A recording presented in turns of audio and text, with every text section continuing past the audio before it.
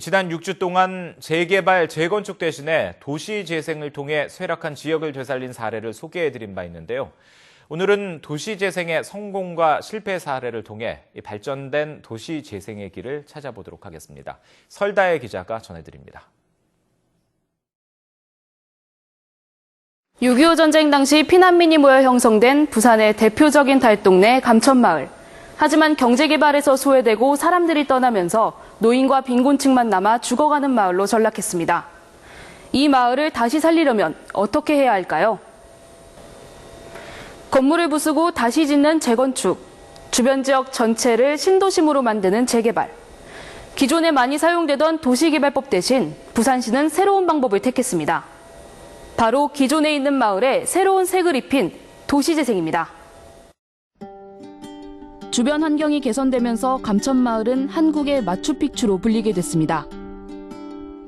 아기자기하고 예쁜 모습이 입소문을 타면서 연간 30만 명의 관광객이 찾는 부산의 명소로 변모했습니다. 돈이 들지 않으면서도 완벽하게 마을을 되살리는 도시재생. 부산은 또 다른 감천마을을 준비하고 있습니다.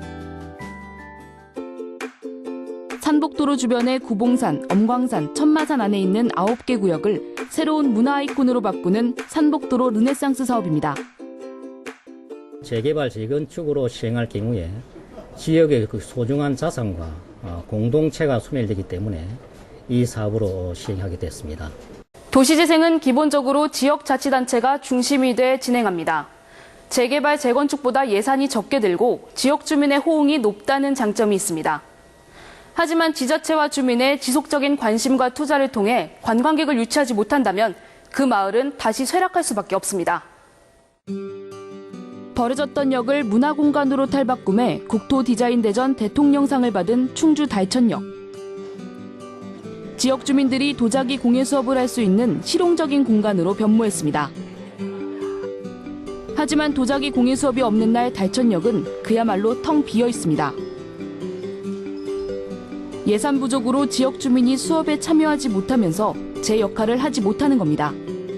시나 아니면 정부에서 좀 지원금, 이 프로그램 운영할 수 있는 지원금 좀 나왔으면 하는 부분들이거든요. 많지 않은 비용이지만은 조금이라도 좀 지원이 된다 그러면 아마 이 마을 주민들도 충분히 이런 여러 가지 체험이나 문화를 갖다 향유할 수 있는 공간으로 아마 되지 않을까 생각하고 있습니다.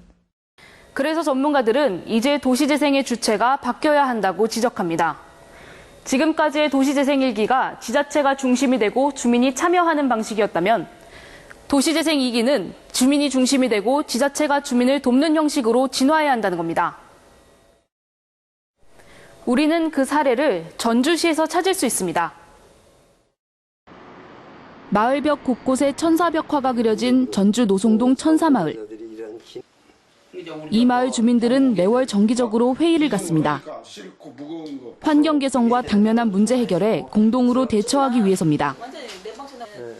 농촌의 전통 협동 방식인 두레를 되살린 겁니다. 주민들은 주말마다 모여 노후된 벽을 도색하고 공용 텃밭을 만들어 채소를 재배합니다. 재배한 채소는 비빔밥 전문점을 통해 마을의 소득원으로 만들었습니다. 천사마을은 주민의 공동체 의식 향상뿐 아니라 도시재생을 통해 마을 스스로 지속적으로 발전하는 방안을 찾아낸 좋은 사례로 꼽힙니다. 아무런 자원이 없기 때문에 재생을 할 수 없는 곳, 이런 곳들인데 그곳을 좀 성공시켰다라고 하는 것이 좀 큰 의미를 갖거든요.